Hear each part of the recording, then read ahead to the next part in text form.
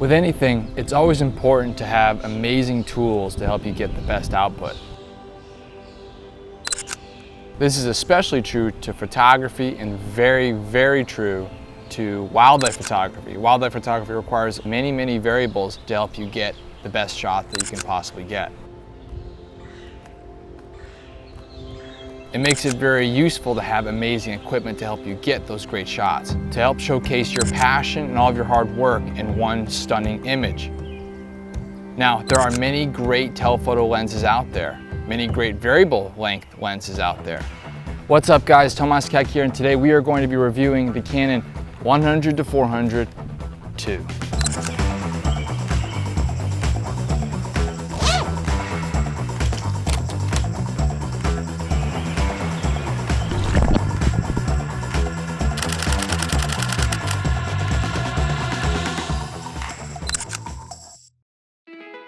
Now this lens has been in my bag for about a year and I really can't say too many bad things about it. Now, just to get the biases out of the way, I am a Canon user. Canon has supported me on a lot of projects that I've done and are currently supporting me. This lens is probably one of the best wildlife lenses you could buy out there. And there's a couple different reasons and we'll go right into why. Now, before we get into that, let's just get the basic specs out of the way. This lens came out in 2014. It weighs about 3.6 pounds. And the amazing part about it is it's really short. Like this lens is about under a foot. So, you know, this is going to be something that you can fit into your gear bag and will be something that we're going to be touching on later.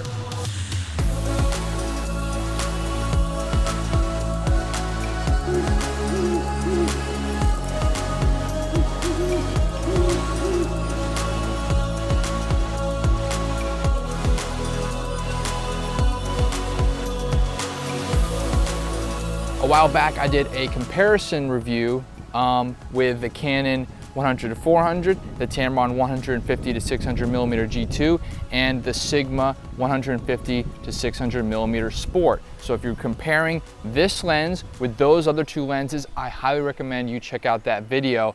I'll see if I can put some sort of tag or something so you can click on that and watch that. The first thing I will stress upon about this amazing lens is its image quality. Now, if you watched my comparison review, you will see that even compared to lenses with longer focal lengths, this lens actually reigns supreme purely because of a couple of different elements that go into this lens.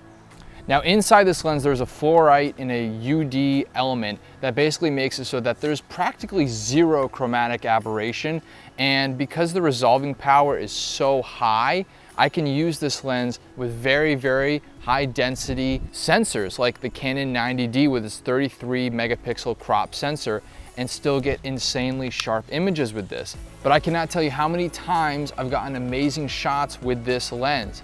Even with cropping an insane amount. I'm talking getting great shots of owls, of loons, different species of birds. I've shot some wild documentaries with this lens, which is pretty amazing. When I got my hands on a Canon 600mm f4, I immediately found that this lens still had a place in my bag, purely because one, it's variable focal length. So if I'm taking photos of birds that are more moving around and maybe can get up really nice and close and I'm going to need to zoom out in order to find that bird, I need something like this. I found that especially when I was shooting great gray owls. Now these great gray owls were flying around, they were hunting, and I was using the 600mm f4 and I was dying, man. I was having such a hard time purely because I was fixed at 600mm and I wasn't able to zoom out and find that bird. Now that could be because I was rather inexperienced with the lens at the time. I had only been using that lens for about 2 months prior to that outing, but I had wished that I had suited up with the Canon 100-400 because I would have been able to zoom out, find that bird, just quickly zoom in while it's flying and getting those amazing hovering shots. Now I still got amazing shots, but my hit rate would have probably been much more with a variable focal length lens. That's not saying that this lens has its downsides when comparing with something like the flagship 600mm f4. I'm just simply saying it's amazing that you can still find amazing uses with this lens despite having glass that is, quote, superior in terms of price and technology. Now diving in a bit more about this image quality, let me give you a couple examples.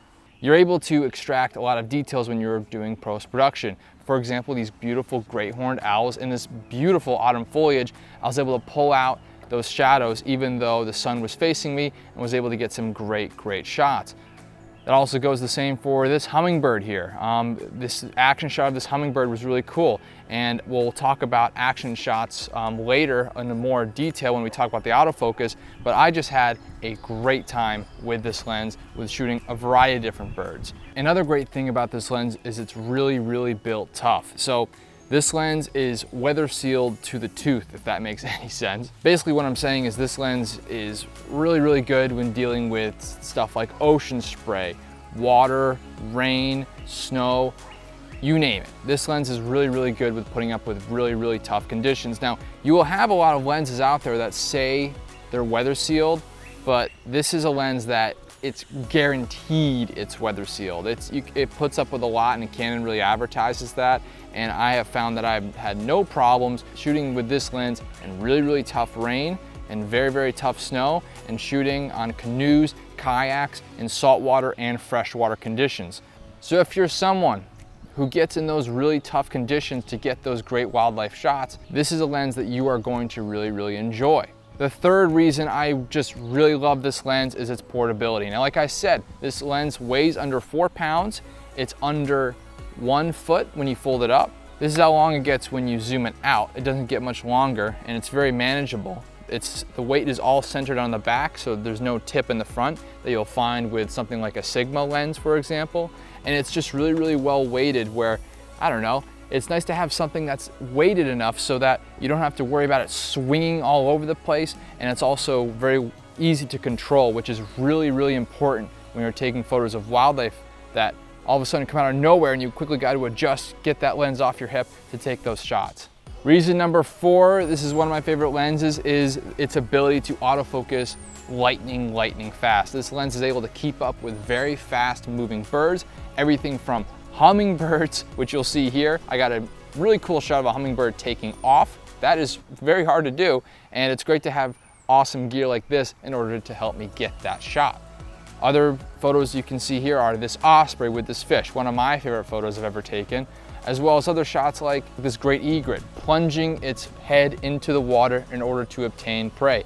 That is really cool to get those shots. Now, autofocus is a very important thing. If you're out looking for a new lens to buy and you see a lens that is like, I don't know, 800 millimeters, 1000 millimeters, and it's like under 500 bucks, chances are it's too good to be true because of its autofocus. Sometimes those lenses, they'll try to trick you by giving these crazy millimeter amounts out, and they'll have the autofocus be very slow, so it can't keep up with wildlife. So this is a lens that is insane for getting shots of action, getting shots of sports, of wildlife, of anything you're gonna need to get shots that have that subject totally frozen in the air doing whatever it does best, and allowing you to get those great images.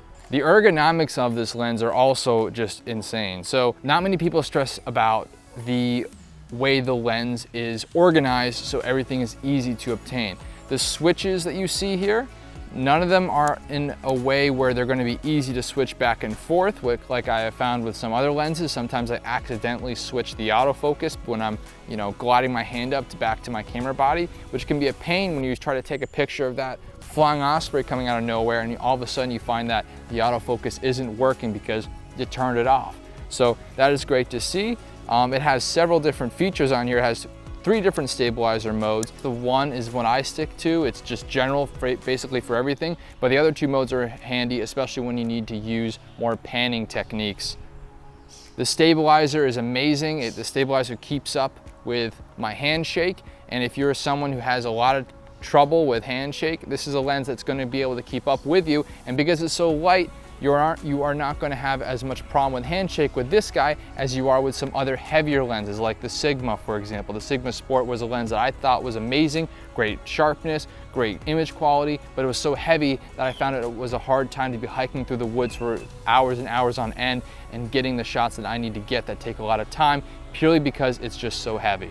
You'll see here, the focus ring is right here. It's really easily accessible when you're taking a photo. You'll also see right here, you have a very large focal length ring that basically makes it so it's very easy to adjust the focal length on a flash. So it helps you catch those clutch times where, again, the wildlife comes out of nowhere and you have to be ready to get that shot.